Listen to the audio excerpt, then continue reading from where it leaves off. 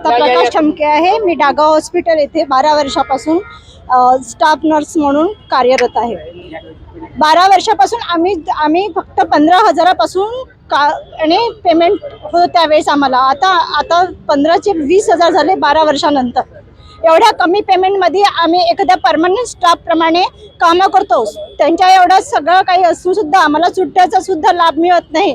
आणि ते नसताना सुद्धा आम्ही एकदम व्यवस्थित 400 पेशंटचा मॉफ सांभाळतो आणि तेवढं करून सुद्धा आम्हाला योग्य ते मानधन मिळत नाही. आम्ही आमचे परिवार, आमचं घर, आमचं कुटुंब कशाप्रकारे सांभाळायचं ह्या शासनाने आमची कधी दखल घ्यावं आणि आम्हाला कधी योग्य न्याय द्यावं हे आम्हाला त्यांच्यापर्यंत कळवायचं आहे आणि आमचा हक्क आम्हाला त्यांच्यापासून घ्यायचा आहे.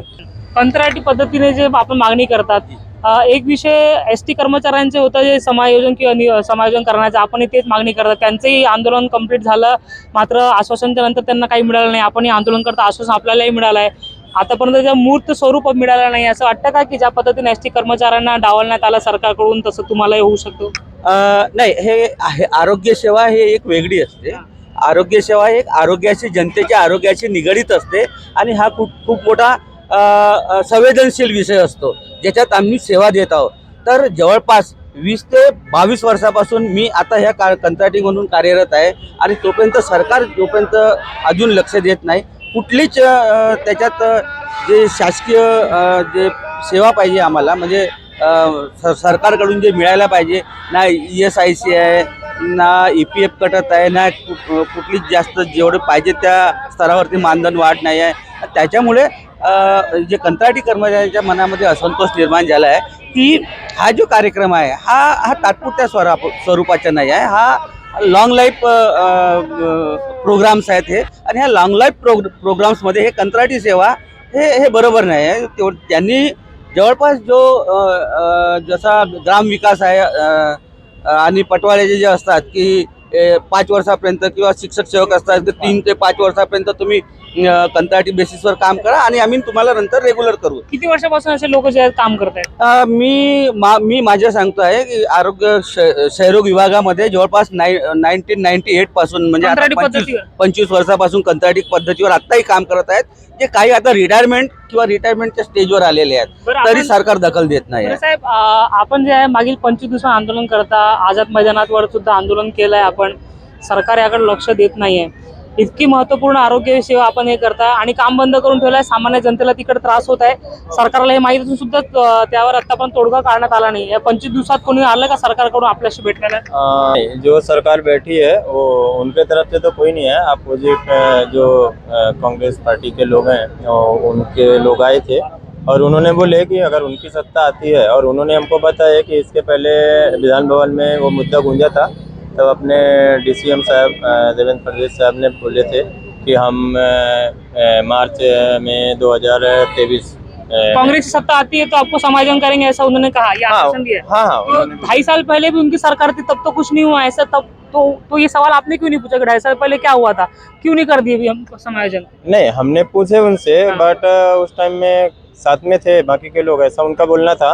अभी आएंगे तो बोलेंगे करेंगे, तो आश्वासन के अलावा कुछ मिल नहीं रहा है, लेकिन जब मिलेगा हमको तभी हम पीछे हटने वाले हैं, उसके अलावा हटने वाले नहीं। सरकार को कॅबिनेट फाईल पण तयार झालेली होती, पण वेळेवर कॅबिनेट मध्ये जेव्हा प्रस्ताव ठेवला गेला तेव्हा फाईल पण गाळ झालेली होती.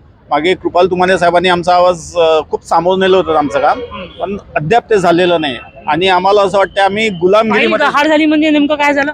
आमची परमनंट रेग्युलर साठी कॅबिनेट नोट तयार झाली होती. ते कॅबिनेटमध्ये प्रस्ताव ठेवण्यात येणार होता, पण वेळेवरच म्हणाले मंत्रालयातून फाईल सापडत नाही. आरोग्य भवनातून कुठे गेली कोणालाच माहित नाही. तुम्हाला माहित आहे कुठे गेली ते? आम्हालाही नाही कळलं. म्हणजे हास्यास्पद विषय आहे ना की इतके लोक आहेत इन्व्हॉल्वमेंट, आणि त्याच्यात तुमची एक फाईल गायब होणं एक मोठी गोष्ट आहे.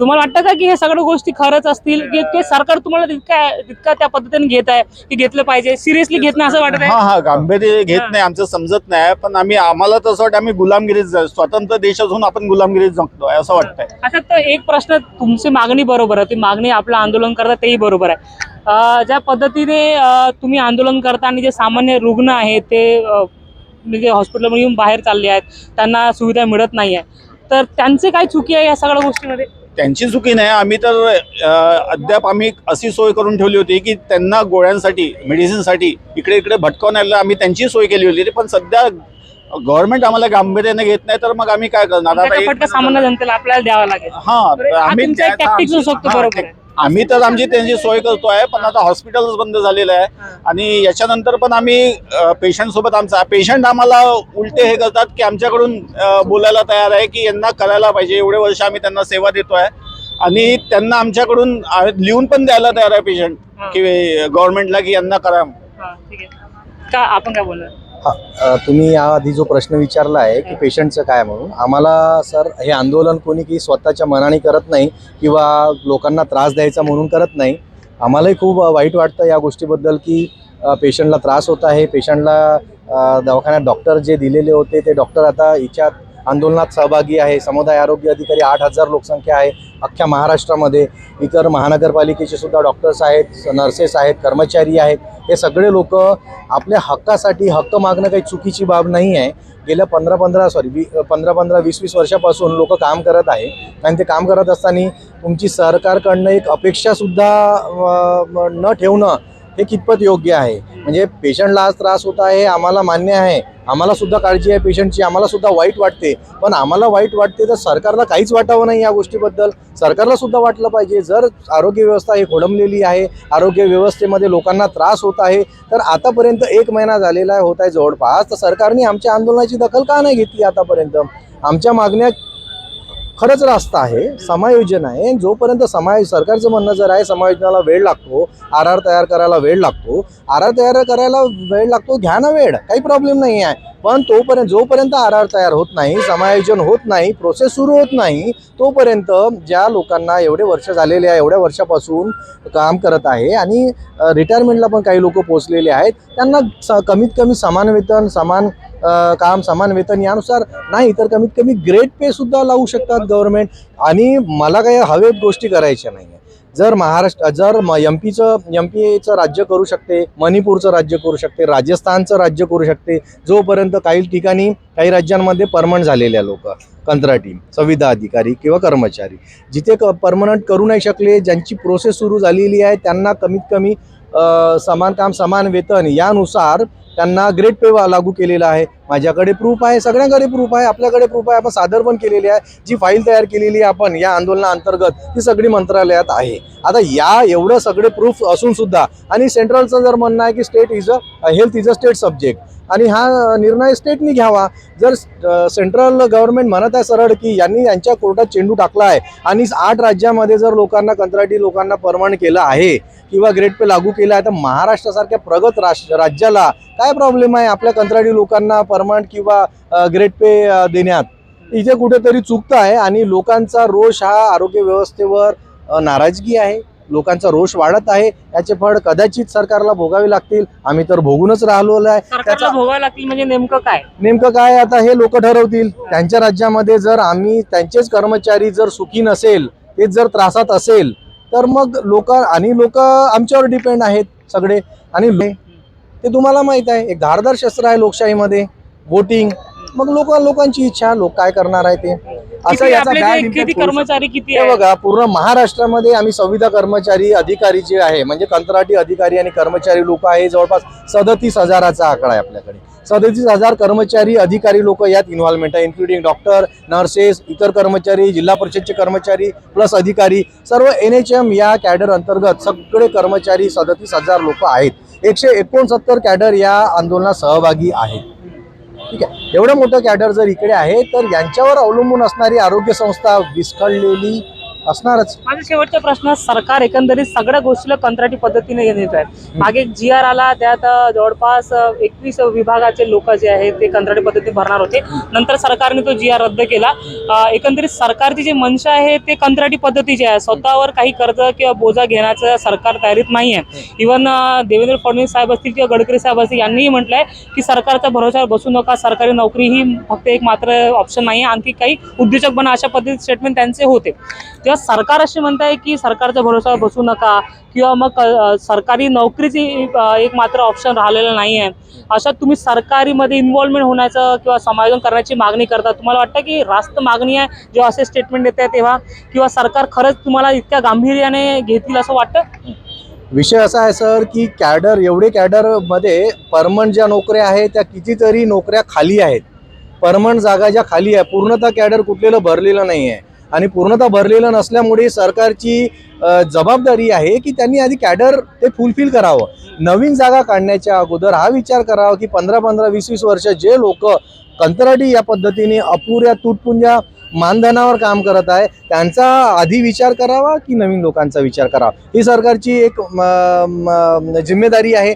तर जे नवीन जागा आहे, एवढ्या जागा खाली आहे, तर मग या जागेवर जे कंत्राटी लोक आहे एक कुठेतरी एक दिशानिर्देश ठरवावा की एवढे एवढे वर्ष झाल्यानंतर बा आम्ही परमनंट करण्यात येऊ, एवढे वर्ष झाल्यानंतर तुम्ही सेवा समायोजन करण्यात यावं. मग हे तुम्हाला माहिती होतं का या सगळ्या गोष्टी कंत्राटी होतो काय सांगितलं, काय नियम होते त्यावेळेस? नियम असा आहे की हे बघा, नियम कुठला सरकारच्या हाती असतं नियम तयार करणं.